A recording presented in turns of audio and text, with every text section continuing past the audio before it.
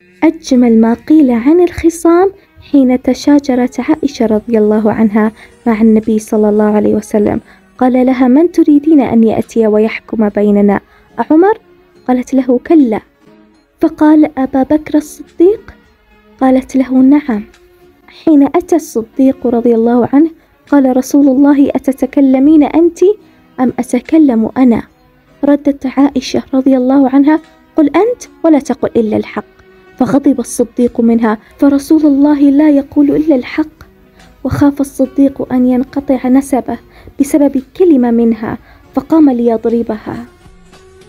فاختبأت عائشة رضي الله عنها وراء النبي صلى الله عليه وسلم. فقال رسول الله صلى الله عليه وسلم: جئت بك لتحكم بيننا، لا أن تضرب ابنتك. فنظر الرسول لعائشة وقال ممازحا: ألم تكوني خصمي والآن مختبئة ورائي؟ ومن آياته أن خلق لكم من أنفسكم أزواجا لتسكنوا إليها وجعل بينكم مودة ورحمة.